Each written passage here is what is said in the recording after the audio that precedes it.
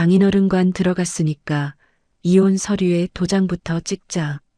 아버지를 땅에 묻고 돌아온 그 잔인한 날 10년 산 남편놈이 상복도 못 벗은 제 가슴팍에 서류 봉투를 집어던지며 한 말입니다.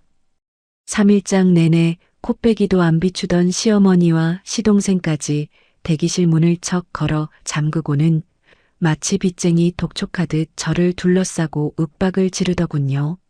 사돈도 갔으니 깔끔하게 갈라서라.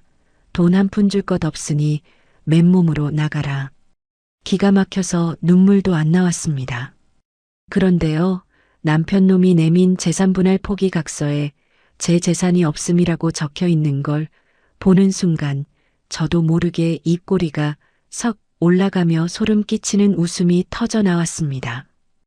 이 미련하고 악독한 인간들은 꿈에도 몰랐던 겁니다. 자기들이 10년째 목줄 걸린 개처럼 맹신하며 장사하던 그 6층짜리 알짜배기 건물의 진짜 주인이 바로 저라는 걸요. 아버지가 돌아가신 지 3일째 되는 날이었습니다. 장례식장 빈소에는 국화향이 가득했고 저는 3일 동안 그 냄새에 절어 있었죠. 첫째 날 밤 조문객이 줄을 이었어요. 아버지의 사업 동료, 동네 이웃, 먼 친척까지. 저는 상주석에 혼자 앉아 절을 받고 고개를 숙이고 조의금 봉투를 받아 상자에 넣는 걸 수백 번 반복했습니다.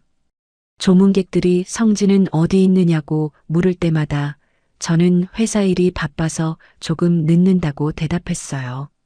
처음엔 그 말이 자연스럽게 나왔는데 10번째쯤 같은 말을 반복하니까 혀가 마르더라고요. 핸드폰을 꺼내 성진에게 메시지를 보냈습니다. 아빠 돌아가셨어. 장례식장 와줘. 읽음 표시가 떴어요. 답장은 없었습니다.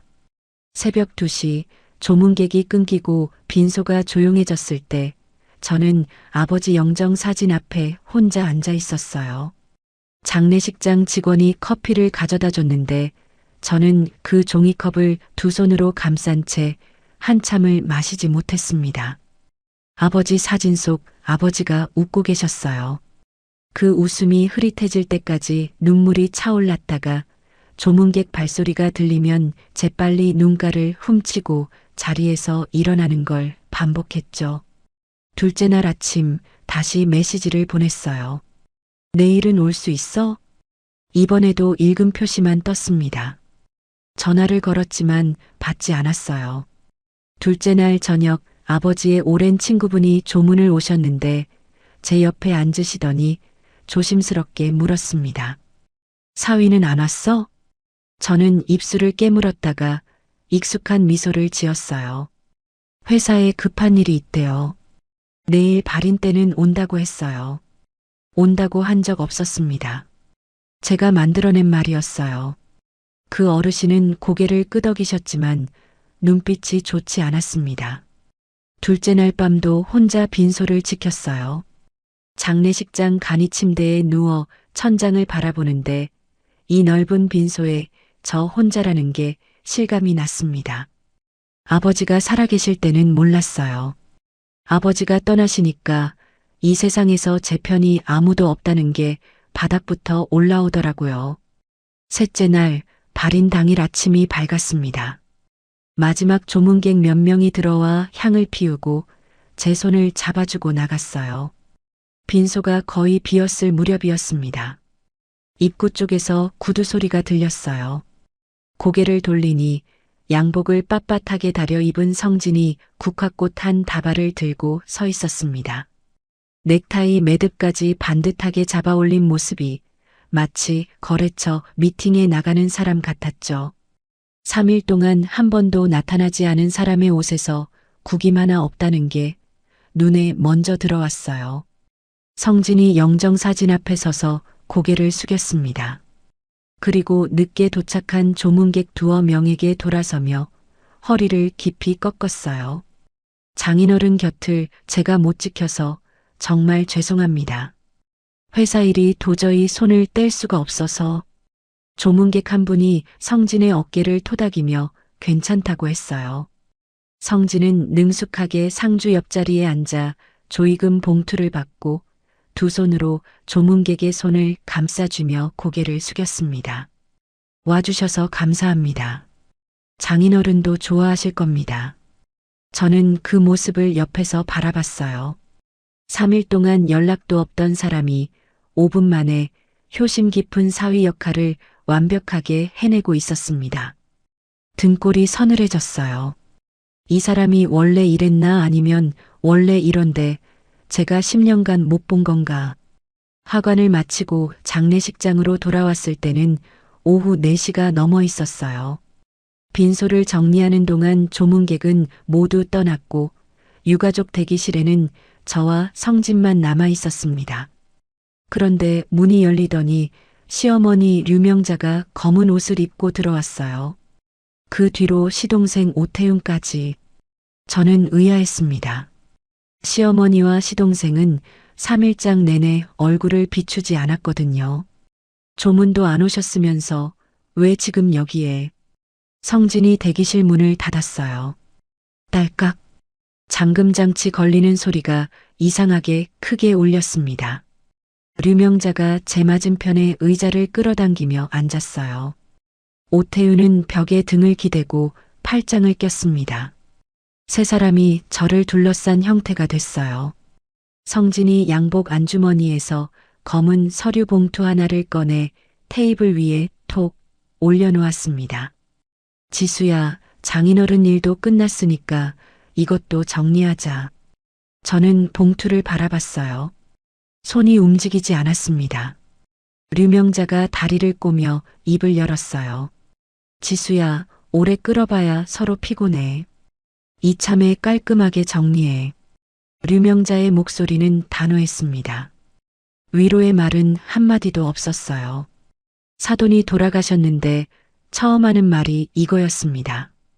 오태윤이 팔짱을 낀 채 코웃음을 섞어 한숨을 내쉬었어요.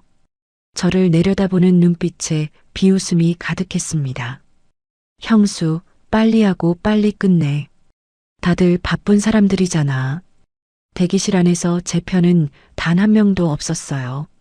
아버지 영정 사진이 대기실 한쪽에 세워져 있었는데 아버지의 웃는 얼굴이 이 광경을 다 보고 계신 것 같아서 가슴이 쪼여왔습니다. 저는 봉투를 열었어요. 떨리는 손가락으로 서류를 꺼내 한 장씩 넘겼습니다.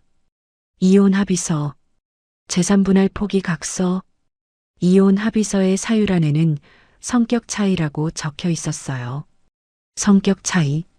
3일 동안 아내 아버지 장례식에 오지 않은 게 성격 차이. 각서의 재산 목록란을 봤습니다. 없음이라고 적혀 있었어요. 성진 쪽에서 제게 줄 것이 없다는 뜻이었지만 동시에 이 사람들이 제 재산의 존재를 전혀 모른다는 뜻이기도 했죠. 입꼬리가 올라갔습니다. 제 의지와 상관없이 저도 모르게 성진이 테이블을 손바닥으로 내리치며 의자에서 몸을 일으켰어요. 뭐가 웃겨? 지금 이 상황이 우스워? 류명자도 눈을 가늘게 뜨며 제 얼굴을 들여다봤습니다. 미쳤나? 아버지 돌아가셔서 정신이 나간 거야? 저는 서류를 가지런히 모아 봉투에 다시 넣었어요. 두 손으로 봉투를 반듯하게 정리하고 테이블 위에 올려놓은 뒤 고개를 들었습니다. 변호사한테 검토 받아볼게. 류명자의 표정이 굳었어요. 오태윤이 벽에서 등을 떼며 팔짱을 풀었습니다. 성진은 입을 반쯤 벌린 채 저를 바라봤어요. 이 며느리가 변호사라는 단어를 이렇게 담담하게 꺼낼 줄은 세 사람 모두 예상 못한 표정이었습니다. 저는 봉투를 들고 의자에서 일어났어요. 대기실 문을 열고 뒤돌아보지 않고 나왔습니다. 장례식장 주차장에 검은 세단 한 대가 서 있었어요.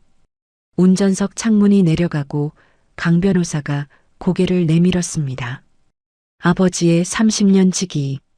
아버지가 세운 법인의 고문 변호사. 이 상황이 올 것을 아버지와 함께 오래전부터 준비해온 분이었죠. 저는 봉투를 건네며 짧게 말했어요. 아버지가 생전에 말씀하신 대로예요. 강 변호사가 서류를 꺼내 빠르게 훑어봤습니다. 60대의 깊은 주름 사이로 눈빛이 날카로워졌어요. 강 변호사가 서류를 봉투에 다시 넣으며 고개를 끄덕였습니다. 건물권은 바로 움직이지. 창식이가 다 준비해뒀으니까. 아버지가 15년 전에 사둔 6층짜리 상가 건물. 아버지가 세운 법인 이름으로 관리해온 그 건물의 지분 100%를 5년 전에 제 이름으로 넘기셨죠. 하지만 법인 대표는 강 변호사 이름으로 되어 있었고 성진은 물론이고 시댁 누구도 이 사실을 몰랐습니다. 저는 코트 안주머니에 손을 넣었어요. 아버지가 병상에서 마지막으로 쥐어준 편지 봉투가 손끝에 닿았습니다. 꺼내서 만져보다가 다시 주머니에 넣었어요. 아직은 열어볼 수가 없었습니다. 주차장을 가로질러 제 차로 걸어가면서 저는 아버지 영정 사진을 가슴에 안았습니다. 10년간의 결혼 생활에서 처음으로 끝내야 한다가 아니라 끝낼 수 있다는 생각이 들었어요. 장례식장 자동문이 열리고 바깥 공기가 차갑게 얼굴을 스쳤습니다. 저는 멈추지 않고 걸었습니다.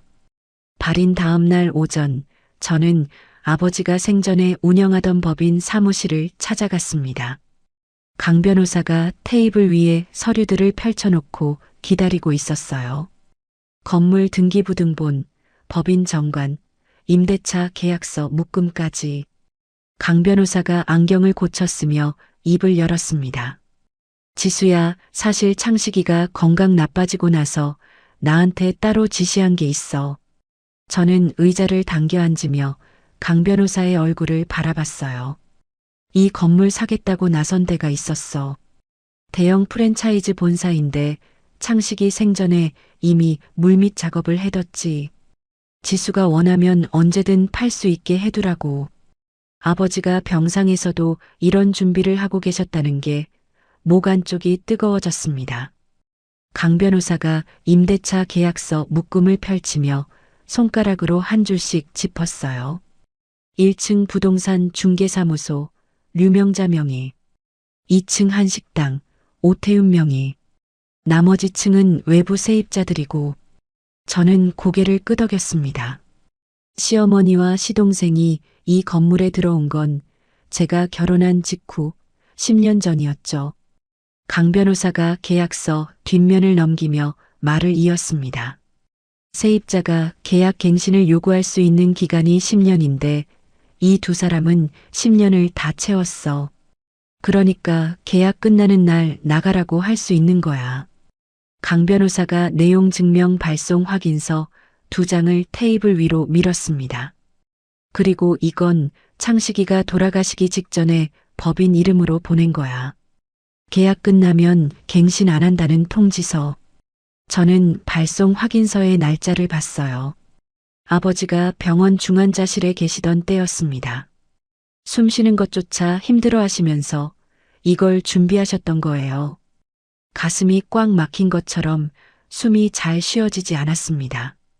강 변호사가 제 어깨를 한번 토닥이고는 자리에서 일어나 커피를 타러 갔어요.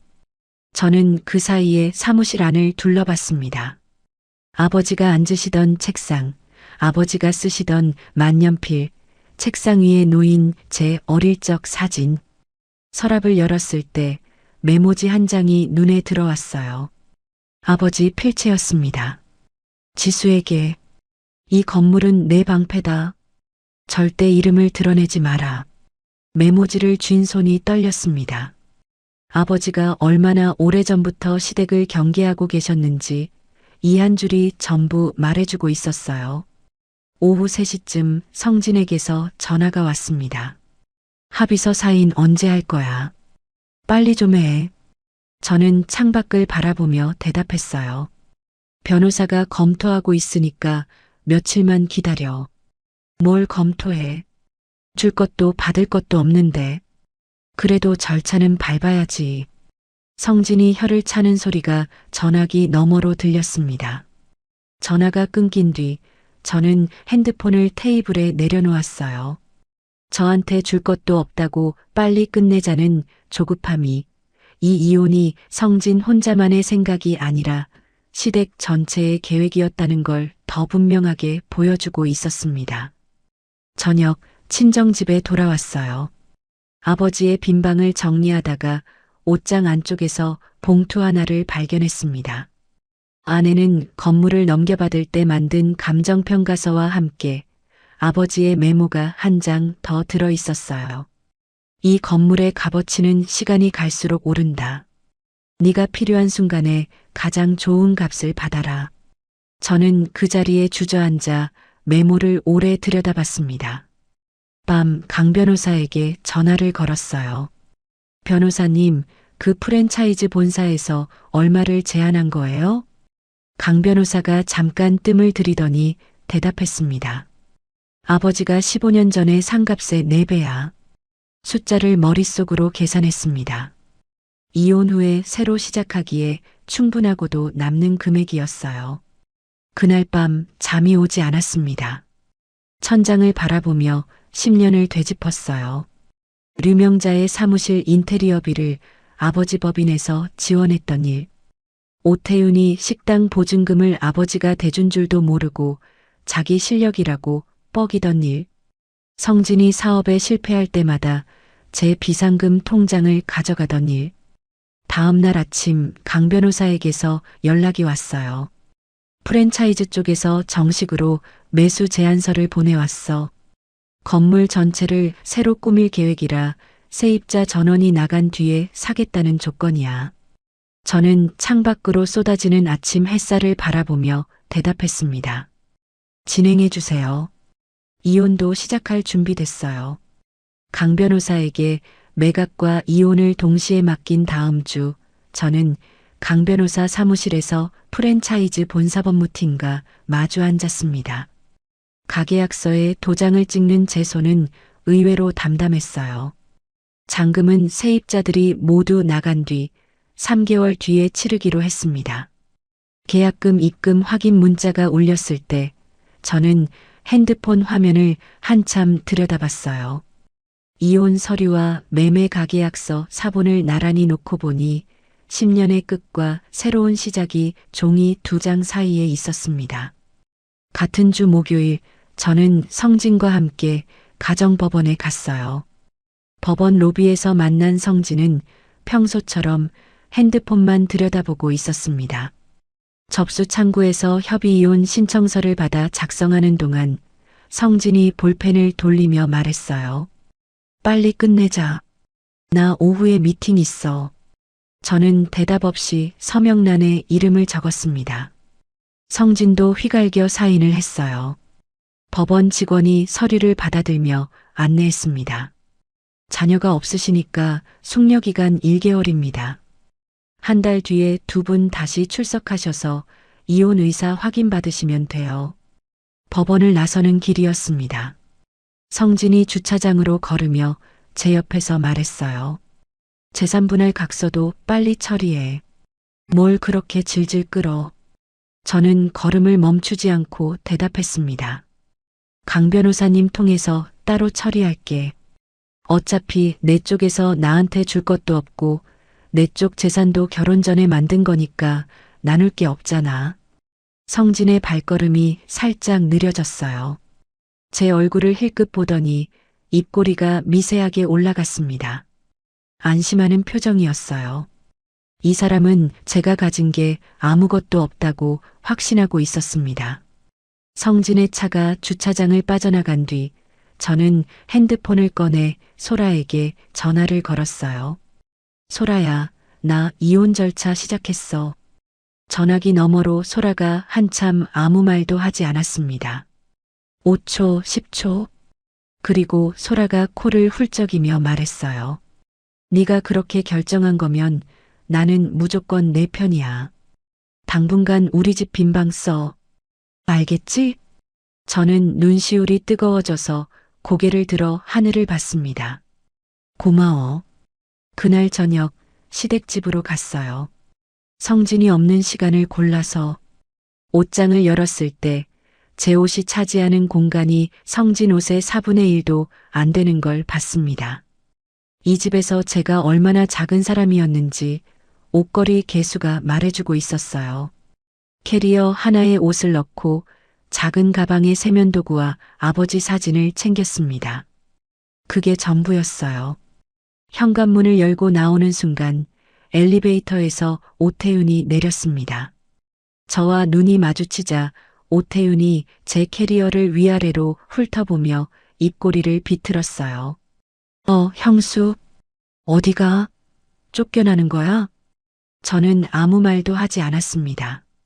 오태윤을 지나쳐 엘리베이터에 탔어요. 문이 닫히기 직전 오태윤이 킥킥거리는 소리가 들렸습니다. 차에 짐을 싣고 출발하면서 백미러로 시댁 아파트가 점점 작아지는 걸 봤어요. 10년을 살았는데 돌아보니 아무런 미련이 없었습니다. 소라의 집에 짐을 풀고 저는 베개 옆에 아버지의 편지 봉투를 올려놨어요. 손에 쥐었다가 다시 내려놓았습니다. 아직은 안 됐어요. 오늘은 여기까지만. 다음 날 강 변호사에게서 연락이 왔습니다. 류명자 쪽에서 아직 갱신 거절 통지에 대해 반응이 없어.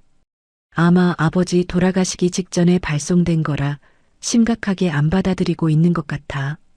저는 찻잔을 내려놓으며 물었어요. 시간이 지나면 알게 되겠죠? 그렇지. 그때가 되면 난리가 날 거야. 같은 주 강 변호사가 이혼 쪽 실무는 가사 전문인 정혜원 변호사에게 맡기겠다고 알려왔어요. 정혜원 변호사 사무실에서 첫 상담을 했습니다. 정혜원 변호사가 수첩에 메모하며 물었어요. 결혼 생활 중에 남편 쪽으로 빠져나간 돈이 있으세요? 성진이 사업 실패할 때마다 제 비상금을 가져갔어요. 합치면 한 2천만 원 정도. 정혜원 변호사가 펜을 멈추고 저를 바라봤습니다.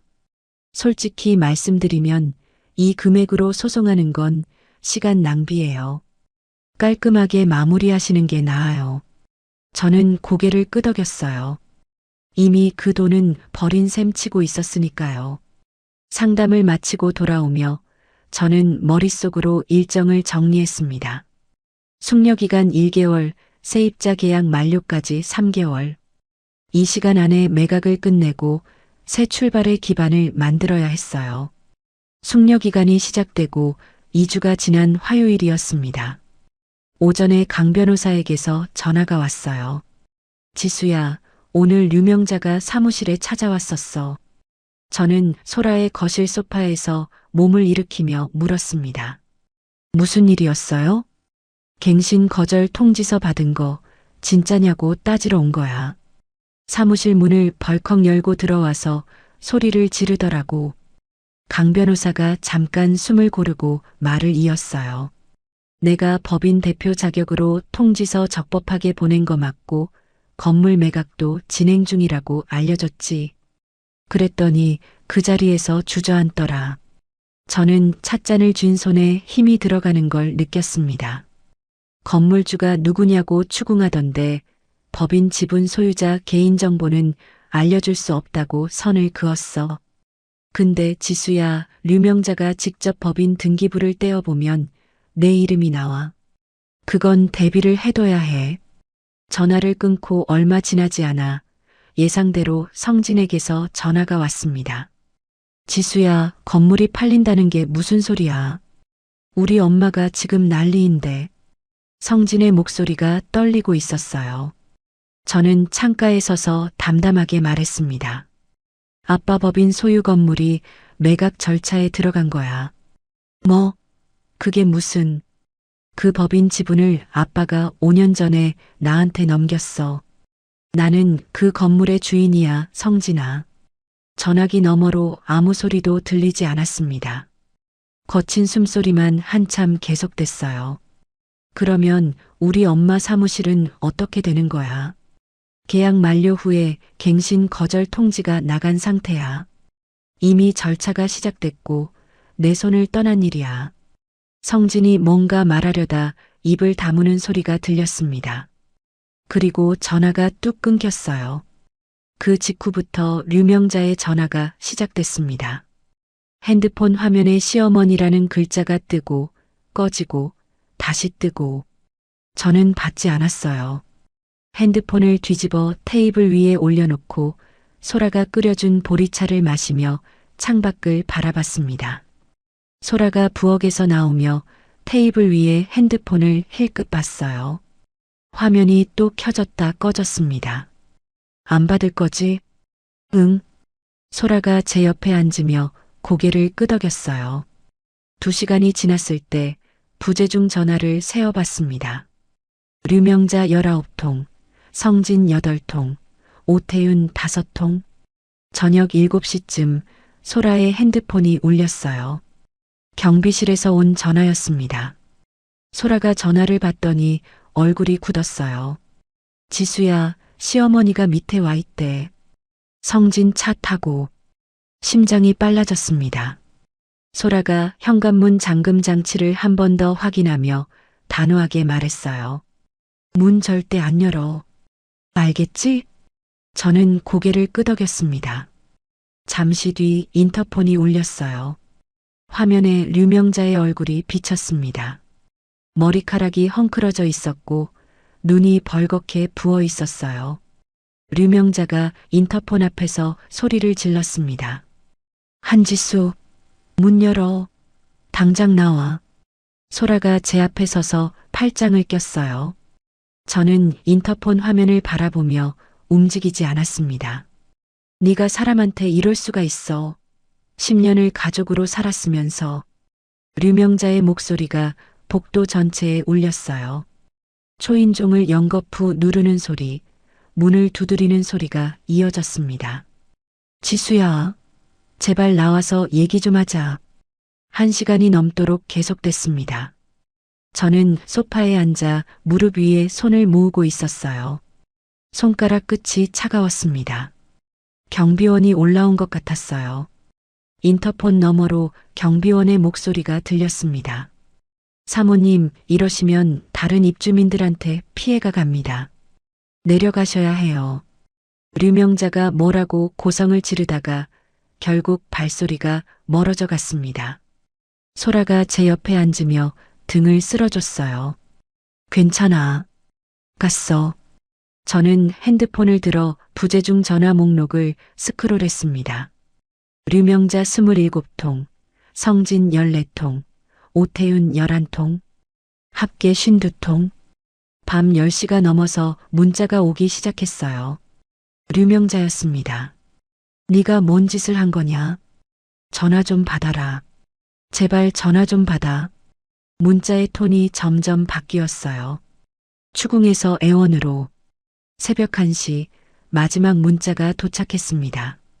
길바닥에서 노숙이라도 하라는 거냐? 저는 문자를 읽고 핸드폰을 내려놓았어요. 베개 옆에 놓인 아버지의 편지 봉투가 눈에 들어왔습니다. 아버지가 병상에서 갱신 거절 통지를 준비하셨던 건 바로 오늘 같은 날이 올 걸 아셨기 때문이었죠. 소라가 따뜻한 우유 한 잔을 들고 와서 제 손에 쥐어줬습니다. 자, 마시고 좀 자. 저는 우유를 한 모금 마시며 핸드폰 달력을 열었어요. 숙려기간 2주 남음. 세입자 계약 만료까지 2개월 반. 지금부터가 진짜였습니다. 류명자의 전화 폭격이 있고 나흘 뒤 강 변호사에게서 연락이 왔습니다. 류명자가 법인 등기부를 직접 떼어봤어. 지분 소유자가 한지수라는 걸 확인한 모양이야. 저는 예상했던 일이라 놀랍지 않았어요. 그래서요? 이번엔 전화가 아니라 내용 증명을 보내왔어. 며느리가 시어머니의 생계를 고의로 무너뜨렸다. 손해배상 청구하겠다. 이런 내용인데. 강 변호사가 코웃음을 치며 말을 이었습니다. 법적 근거가 하나도 없는 엄포야. 무시해도 돼. 전화를 끊고 이틀 뒤 저녁에 소라와 함께 아파트 로비로 내려갔을 때였어요. 엘리베이터 문이 열리자 로비 벤치에 오태윤이 앉아 있었습니다. 저를 보자마자 벌떡 일어났어요. 평소 팔짱을 끼고 비웃던 모습은 온데간데 없었습니다. 고개를 푹 숙이고 입술을 깨물더니 말했어요. 형수, 식당만 살려줘. 내가 잘못했어. 제발. 오태윤의 목소리가 떨리고 있었습니다. 소라가 제 옆에서 팔짱을 끼며 오태윤을 노려봤어요. 저는 오태윤을 내려다보며 입을 열었습니다. 건물 매매 가계약이 이미 된 상태야. 사는 쪽에서 세입자 전원 퇴거가 조건이고 내가 할 수 있는 게 없어. 형수, 한 번만. 더 할 말 없어. 오태윤이 입을 다물었습니다. 고개를 떨군 채 로비를 빠져나가는 오태윤의 뒷모습을 바라보며 저는 엘리베이터 안으로 다시 들어갔어요. 문이 닫히고 소라가 제 얼굴을 살폈습니다. 괜찮아? 저는 눈을 감았어요. 3년 전 추석이 떠올랐습니다. 시댁 거실에서 오태윤이 맥주캔을 따며 던진 말. 형수네 친정은 해준 것도 없으면서 밥값이나 하라고. 그때 삼킨 모욕이 목구멍에서 다시 올라오는 것 같았어요. 괜찮아. 숙려기간 1개월이 끝나는 날 저는 가정법원에 다시 갔습니다. 성진이 법원 로비에 서 있었어요. 양복 대신 후줄근한 잠바를 입고 있었고 면도도 제대로 안 한 얼굴이었습니다. 한 달 전 법원에 왔을 때와는 완전히 다른 사람 같았어요. 판사 앞에 나란히 앉았습니다. 판사가 물었어요. 두 분 모두 이혼 의사에 변함이 없으십니까? 네. 저는 바로 대답했습니다. 성진은 한 박자 늦게 작은 목소리로 대답했어요. 네. 정혜원 변호사가 준비한 재산분할 합의서에 양쪽이 서명했습니다. 서로 청구할 재산 없음. 이혼 신고서를 법원 직원에게 제출하고 저는 자리에서 일어났어요. 법원 복도를 걸어 나오는데 뒤에서 성진의 발소리가 따라왔습니다. 지수야. 걸음을 멈추지 않았어요. 미안해. 성진의 목소리가 작았습니다. 저는 뒤를 돌아보지 않고 계속 걸었어요. 법원 현관문까지 쉰 걸음. 10년의 결혼이 이 복도를 걸어 나오는 것으로 끝났습니다. 이혼이 확정되고 일주일 뒤 강 변호사에게서 연락이 왔어요. 매수인 쪽에서 잔금 일정을 확정해 왔어. 세입자 계약 만료일에 맞춰서 2개월 뒤에 잔금 치르고 소유권 넘기기로 했어. 알겠습니다. 남은 절차 하나씩 챙길게요. 전화를 끊고 소라와 집 근처 카페에 앉았어요. 소라가 아메리카노를 한 모금 마시고 물었습니다. 앞으로 뭐 할 거야? 저는 커피잔을 감싸주며 대답했어요. 아빠가 살아계실 때 말씀하시던 게 있어. 역세권에 작은 상가 하나 사서 안정적으로 임대료 받으면서 사는 거. 매각 대금 일부로 그거 해보려고. 소라가 고개를 끄덕이며 웃었습니다. 너 아빠 닮았다, 진짜. 다음 날 강 변호사의 소개로 부동산 전문가 유정민을 만났어요. 역세권 상가 매물 3곳을 함께 돌아봤습니다. 저는 각 매물의 사람 동선, 지하철역까지의 거리, 월세 수익을 꼼꼼히 따졌어요. 유정민이 메모를 하다 말고 고개를 들어 저를 봤습니다. 이쪽 일 해보신 적 있으세요? 보는 눈이 보통이 아닌데. 아버지한테 배웠어요. 매물 답사를 마치고 돌아오는 길 코트 안주머니의 편지 봉투를 만졌습니다. 이제 열어볼 때가 된 것 같았어요. 그날 밤 소라의 거실에서 봉투를 뜯었습니다. 2장의 편지지에 아버지의 글씨가 빼곡했어요. 첫 문장을 읽는 순간 눈앞이 흐려졌습니다. 네가 이 편지를 읽고 있다면 아빠는 이미 내 곁에 없겠지만 아빠가 남긴 것들이 널 지켜줄 거다. 아버지의 미안함, 건물의 의미, 딸이 단단하게 살기를 바라는 마음이 한 줄 한 줄 이어졌어요. 마지막 줄에서 손가락이 멈췄습니다. 네가 웃을 수 있는 쪽을 선택해라. 편지지 위로 눈물이 떨어졌습니다. 저는 소리 없이 오래 울었어요. 아버지의 편지를 읽고 난 다음 날 아침, 세면대 앞에 섰습니다. 거울 속 제 눈두덩이가 부어 있었어요. 찬물로 얼굴을 씻으며 지난밤의 울음을 떠올렸습니다. 시댁 때문에 운 게 아니었어요. 아버지를 잃은 슬픔, 그리고 아버지의 사랑을 이제야 온전히 알아버린 데서 온 울음이었죠. 수건으로 얼굴을 닦고 편지를 지갑 안쪽에 접어 넣었습니다. 이제부터 이 편지는 제 곁에 있을 거예요. 그 주 강 변호사에게서 연락이 왔습니다. 류명자 쪽에서 법무사를 통해 임대차 갱신을 요구하는 서면을 보내왔어. 저는 핸드폰을 어깨에 끼고 커피를 내리며 물었어요. 효력이 있는 건가요? 없어. 갱신 요구권 10년이 이미 다 소진된 상태니까. 법적 효력 없다는 답변서 보내놨어. 강 변호사가 잠깐 뜸을 들이고 말을 이었습니다. 류명자가 쓸 수 있는 법적 수단은 이제 아무것도 없어. 전부 막혔어. 전화를 끊고 저는 창밖을 바라봤어요. 류명자가 10년간 제 위에 군림하면서 한 번도 생각해 보지 않았을 거예요. 자기가 딛고 서 있는 땅이 누구의 것인지. 같은 주 수요일 오후 성진에게서 문자가 왔습니다. 한참 동안 오지 않던 연락이었어요. 지수야, 한 번만 만나서 이야기하자. 내가 잘못했다. 한 달 전까지만 해도 빨리 사인하라고 재촉하던 사람이었습니다. 저는 문자를 읽고 핸드폰을 내려놓았어요. 소라가 부엌에서 나오다가 제 표정을 보고 물었습니다. 뭔데? 저는 핸드폰 화면을 소라에게 보여줬어요. 소라가 문자를 읽더니 콧바람을 내쉬며 말했습니다. 건물 팔리니까 태도가 달라졌네. 저는 답장을 보내지 않았습니다. 그날 저녁 8시쯤이었어요. 인터폰이 울렸습니다. 소라가 화면을 확인하더니 저를 돌아봤어요. 성진이야. 화면 속 성진의 얼굴이 보였습니다. 한 달 전 법원에서 봤을 때보다 더 수척해져 있었어요. 성진이 인터폰 카메라를 바라보며 말했습니다. 지수야, 나야. 잠깐만 나와서 얘기 좀 하자.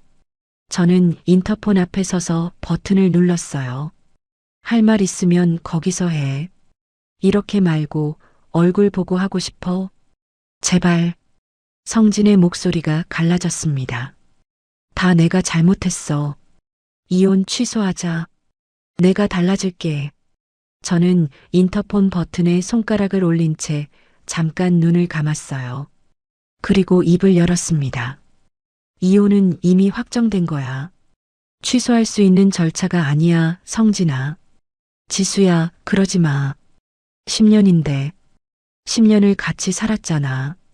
그 10년 동안 네가 나한테 뭘 했는지는 생각 안 나? 인터폰 너머로 성진이 이마를 문에 기대는 소리가 들렸어요. 잘못했어. 진짜 잘못했어. 돌아가. 저는 인터폰을 끄고 뒤로 물러섰습니다. 소라가 거실 소파에 앉아 제 얼굴을 지켜보고 있었어요.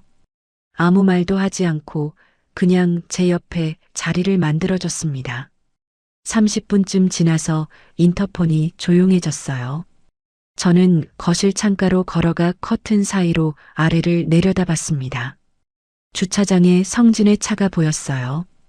운전석에 앉은 성진이 핸들에 이마를 대고 있었습니다. 한참을 그러고 있다가 차가 천천히 빠져나갔어요. 한때 저 사람을 사랑했었죠. 그 기억이 아주 잠깐 스치고 사라졌습니다. 다음 주 세입자 계약 만료일이 됐어요. 강 변호사에게서 전화가 왔습니다. 류명자, 오태훈 둘 다 자진 퇴거를 안 했어. 매수인 쪽 법무팀이 명도 소송을 접수했어. 결과는 뻔하죠? 당연하지. 갱신 요구권 소진된 만료 계약이니까 판결은 명백해. 다만 절차가 2, 3개월 걸릴 수 있어. 같은 주 강 변호사가 다시 전화를 줬어요.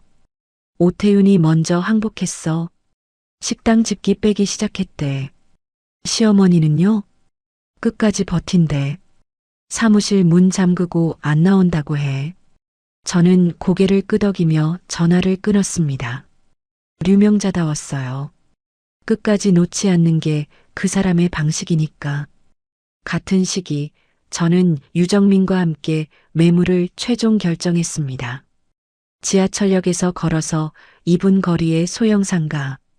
유동 인구도 많고 월세 수익도 안정적인 곳이었어요. 가계약서에 사인을 하고 저는 강 변호사에게 전화를 걸었습니다. 변호사님, 이번에는 제 이름으로 등기 올릴 거예요. 강 변호사가 전화기 너머로 잠깐 웃었어요. 그래, 이제 숨길 이유가 없지. 아버지가 이름을 숨기라고 하셨던 시절은 끝났습니다. 이제는 제 이름으로 당당하게. 가계약을 마치고 돌아오는 길에 류명자에게서 전화가 왔어요. 이번에는 받았습니다. 여보세요. 류명자의 울먹이는 목소리가 들렸어요. 지수야, 이러면 우리 가족이 다 길바닥에 나앉아. 사람이 어떻게 이럴 수 있어. 저는 걸음을 멈추지 않고 대답했습니다. 어머니. 응, 말해. 발인날 장례식장에서 이혼 서류 던진 쪽이 어디였는지 기억하세요? 전화기 너머로 류명자의 숨소리가 멈췄습니다. 아버지 하관하고 온 그 자리에서 유가족 대기실에서 어머니가 뭐라고 하셨는지 기억나세요?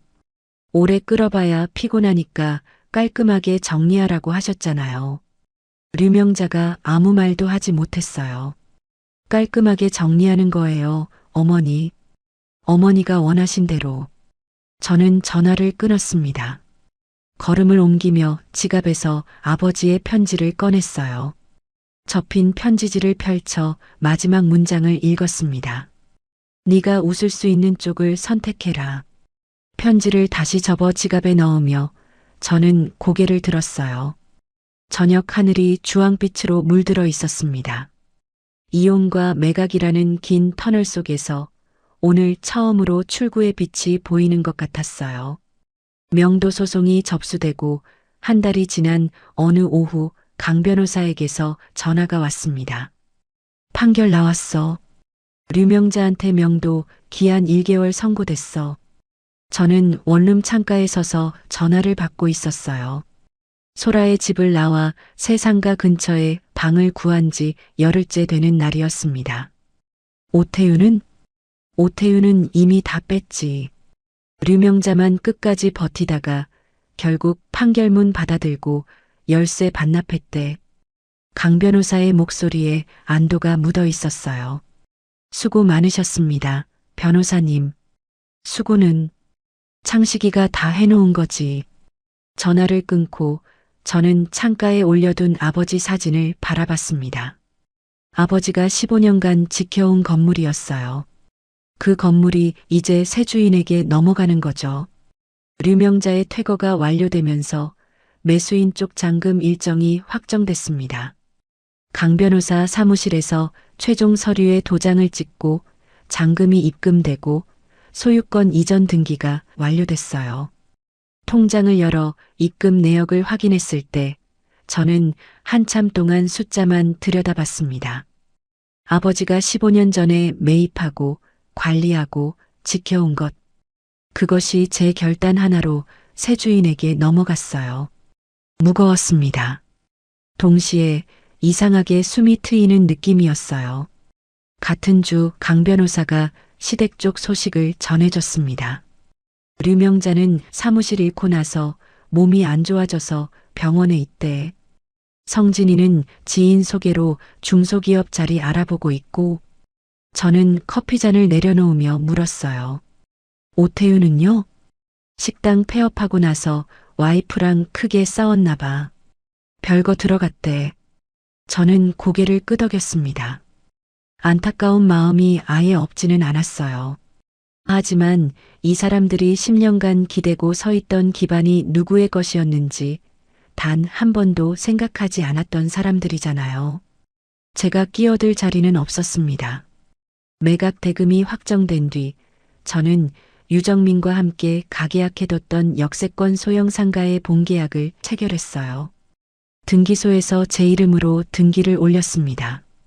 서류에 한지수라는 세 글자가 찍히는 걸 보며 저는 펜을 쥔 손을 한참 내려다봤어요. 유정민이 제 옆에서 서류를 정리하며 말했습니다. 축하드려요. 좋은 물건 고르셨어요. 고마워요. 많이 도와주셨어요. 유정민이 가방을 매며 웃었어요. 아버님한테 배우셨다고 하셨잖아요. 진짜 그런 것 같아요. 보는 눈이. 등기소를 나오며 저는 생각했습니다. 이 상가는 아버지의 유산이 아니에요.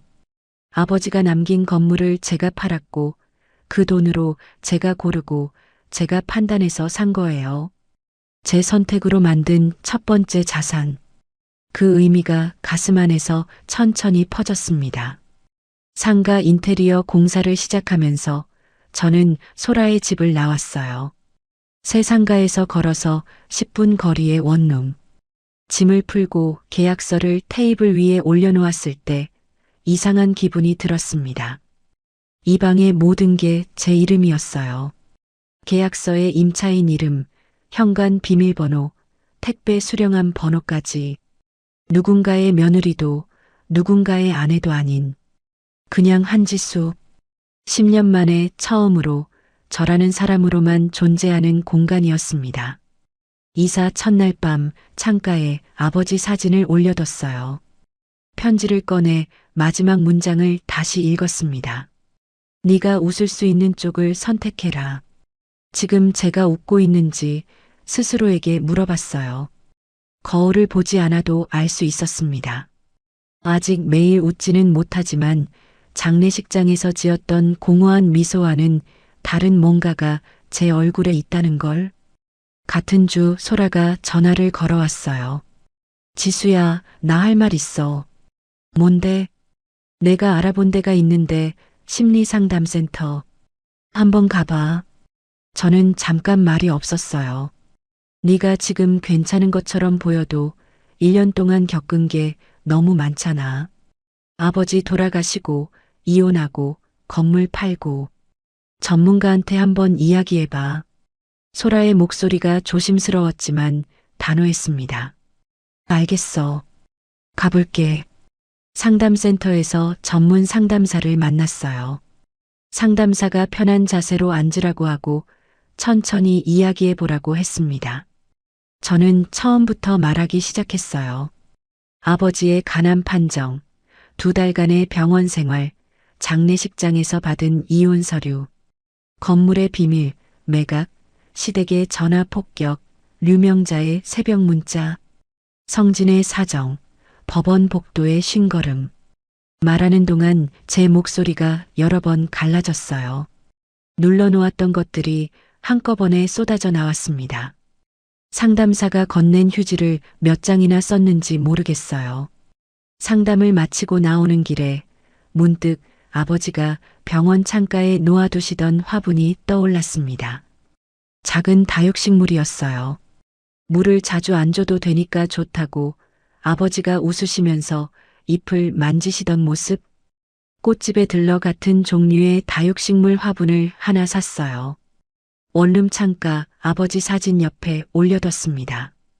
이게 새 집에 들인 첫 번째 물건이었어요. 필요해서 산 게 아니라 원해서 산 거. 그 차이가 이상하게 크게 느껴졌습니다. 밤, 이를 닫고 나와 거울 앞에 섰어요. 거울 속 제 얼굴을 오래 들여다봤습니다. 매일 웃는 얼굴은 아니었어요. 하지만 무언가를 짓고 있는 사람의 표정이 거기 있었습니다. 뭔가를 잃은 사람이 아니라 뭔가를 만들어가고 있는 사람. 그것만으로 충분했어요. 저는 불을 끄고 이불을 덮었습니다. 첫 심리 상담 이후 넉 달이 흘렀습니다. 아버지 발인으로부터 꼬박 1년이 되는 즈음이었어요. 역세권 상가의 인테리어가 끝나고 3개 호실 모두 세입자가 확정됐습니다. 첫 달 임대료가 통장에 찍힌 날 저는 핸드폰 화면을 한참 들여다봤어요. 제가 고른 건물에서 제가 들인 세입자에게서 제 통장으로 들어온 돈. 아버지가 만들어준 방패가 아니라 제 손으로 세운 기반이었습니다. 유정민에게서 전화가 왔어요. 한 사장님, 첫 달 임대료 확인하셨죠? 네, 방금 봤어요. 이 수익률이면 2년 안에 두 번째 매물도 노릴 수 있어요. 좋은 거 나오면 바로 연락드릴게요. 고마워요, 유정민 씨. 전화를 끊고 저는 창가에 놓인 다육식물 화분에 물을 줬습니다. 아버지 사진 속 아버지가 웃고 계셨어요. 병원에서 찍은 사진이 아니라 제가 대학교 졸업할 때 찍은 사진이었습니다. 아버지 얼굴에 주름이 깊었지만 눈이 반달처럼 휘어져 있었죠. 그 주 목요일 우편함에 손으로 쓴 편지가 한 통 와 있었어요. 보낸 사람 이름을 보고 걸음을 멈췄습니다. 오태윤. 원룸에 올라와 봉투를 뜯었어요. 편지지 2장에 삐뚤빼뚤한 글씨가 빼곡했습니다. 형수, 아니 지수 씨에게. 첫 줄부터 호칭이 달라져 있었어요. 저는 소파에 앉아 한 줄씩 읽어 내려갔습니다. 오태윤은 자기가 그동안 저에게 했던 말들을 하나하나 적어놨어요. 추석에 밥값이나 하라고 했던 것, 시댁 모임에서 형수 친정 무시하며 웃었던 것, 제가 짐 싸고 나가는 날 쫓겨나냐고 비아냥거렸던 것, 하나도 빠뜨리지 않고 다 적혀 있었습니다. 마지막 부분에 이렇게 쓰여 있었어요. 식당이 문을 닫고 나서야 알았습니다. 저는 단 한 번도 제 힘으로 선 적이 없었습니다. 아버님이 보증금을 대주신 것도 몰랐고, 형수가 그 건물의 주인이라는 것도 몰랐고, 제가 밟고 선 땅이 누구의 것인지 한 번도 생각해 본 적이 없었습니다. 용서해 달라는 말은 못하겠습니다. 다만 제가 잘못했다는 건 꼭 전하고 싶었습니다. 저는 편지를 무릎 위에 내려놓고 한참 천장을 바라봤어요. 이 사람이 변한 건지 아니면 상황이 변하니까 말이 달라진 건지 솔직히 완전히 믿지는 못했습니다. 하지만 적어도 자기가 뭘 잘못했는지를 알고 있다는 건 느낄 수 있었어요. 다음 날 짧은 답장을 썼습니다. 오태윤 씨 사과는 받겠습니다. 하지만 예전으로 돌아갈 수는 없어요. 각자의 자리에서 잘 사시길 바랍니다. 한지수. 편지를 붙이고 돌아오며 생각했어요. 용서하는 것과 다시 가까워지는 건 다른 문제예요. 저는 사과를 받아들였지만 그 사람을 다시 제 삶에 들릴 생각은 없었습니다.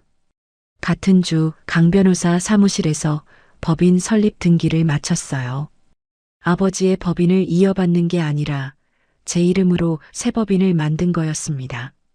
세무사가 서류를 정리해 건네며 말했어요. 축하합니다. 이제 대표님이시네요. 강 변호사가 옆에서 팔짱을 끼고 서류를 내려다보며 웃었습니다. 창식이가 보면 좋아했을 거야. 저는 법인 설립 등기 사본을 들고 한참 들여다봤어요. 대표이사 한지수.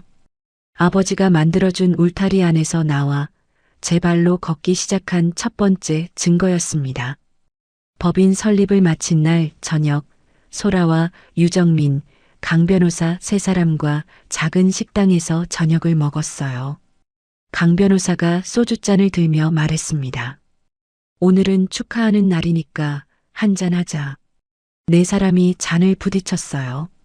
저는 소주를 한 모금 마시고 잔을 내려놓으며 입을 열었습니다. 1년 전 이맘때 아버지 장례식장에서 이혼 서류를 받았어요. 세 사람이 조용해졌습니다. 소라가 젓가락을 내려놓고 유정민이 고개를 숙였어요. 강 변호사의 눈가에 주름이 깊어졌습니다. 소라가 제 얼굴을 바라보다가 소주잔을 들어 올리며 말했어요. 그래서 지금 여기 앉아 있는 거 아니야. 잔이 부딪히는 소리가 작게 울렸습니다. 저는 웃었어요. 다음 날 아침 아버지의 기일이었습니다. 혼자 산소를 찾아갔어요. 가는 길에 꽃집에서 국화 한 다발을 샀습니다. 묘비 앞에 꽃을 놓고 절을 했어요. 핸드폰에서 상가 오픈 사진을 꺼내 묘비 앞에 세워놓고 법인 설립 등기 사본을 그 옆에 나란히 놓았습니다. 아빠, 딸이 이만큼 왔어요. 바람이 불어 등기 사본 모서리가 펄럭였어요. 저는 돌로 눌러놓고 묘비를 한참 바라봤습니다. 산소를 내려오는 길이었어요. 산 입구 주차장 근처에 누군가 서 있었습니다. 가까이 가니 오태윤이었어요. 오태윤은 저를 보고 움찔하더니 고개를 깊이 숙였습니다. 손에 국화 몇 송이를 들고 있었어요. 지수 씨, 아버님 산소에 한번 인사드려도 되겠습니까? 목소리가 조심스러웠어요. 1년 전에 형수 쫓겨나냐고 킥킥거리던 사람과는 완전히 다른 사람이 서 있었습니다. 저는 잠깐 오태윤을 바라봤어요. 3초, 5초, 그리고 짧게 대답했습니다. 가보세요. 오태윤이 고개를 한 번 더 숙이고 산길을 올라갔어요. 저는 오태윤의 뒷모습을 보지 않고 차로 걸어갔습니다. 시댁 가족 중에 유일하게 변한 사람이 오태윤이라는 건 인정했어요. 하지만 다시 가까워질 생각은 없었습니다. 각자의 자리에서 제대로 사는 것, 그게 유일한 답이에요. 차에 올라 시동을 걸고 주차장을 빠져나왔습니다. 핸들을 잡은 채 신호를 기다리며 지갑에서 아버지 편지를 꺼냈어요. 접힌 편지지를 펼치지 않아도 마지막 문장은 외우고 있었습니다. 네가 웃을 수 있는 쪽을 선택해라. 1년 전 이 편지를 뜯지 못해 베개 옆에 올려놓고 뒤척이던 밤. 그때의 저와 지금의 저 사이에는 365일이라는 시간이 있었어요. 그 시간 동안 이 편지는 슬픔의 유품에서 살아가는 지도가 됐습니다. 원룸에 돌아와 아버지 사진 옆에 법인 설립 등기 사본을 세워뒀어요. 화분에 물을 주고 거울 앞에 섰습니다. 거울 속에 제가 있었어요. 장례식장에서 이혼 서류를 받으며 지었던 미소가 아니었습니다. 제 힘으로 세운 삶 위에 선 사람의 웃음이었어요. 저는 그 얼굴을 오래 바라봤습니다. 그리고 창문을 열어 바깥 공기를 깊이 들이마셨어요. 참 이 사연을 읽으면서 자꾸 제 가슴을 치던 장면이 있었습니다. 바로 한지수 씨의 아버지 한창식 씨가 병상에서 마지막까지 하신 일들이에요. 숨 한 번 쉬기도 힘든 그 고통 속에서 내용 증명에 메모에 편지까지 딸이 웃을 수 있는 길을 아주 자갈밭 하나 없이 닦아놓고 가신 거잖아요. 자식 키우는 부모 마음이 다 이런가 싶어 목이 꽉 메어왔습니다. 하지만 아버지가 아무리 판을 깔아줬어도 지수 씨 본인이 무너지면 끝인 거 아시죠? 10년 동안 시댁 인간들이 지수 씨를 아주 만만하게 보고 밟아댔던 건 지수 씨가 착해서가 아니라 착한 척 가면을 쓴 악마들의 본성을 너무 늦게 알아차렸기 때문입니다. 원래 남의 눈에 피눈물 흘리게 하는 인간들은요, 끝까지 지들이 뭘 잘못했는지 모릅니다. 이번에 시동생이 사과 편지 보냈다고 하죠? 그것도 자기 미천이 통째로 날아가니까 그제야 대가리 숙이는 척 연기하는 겁니다. 시청자 여러분, 내 호의를 당연하게 여기는 인간들에게 베푸는 친절은요, 미덕이 아니라 독약입니다.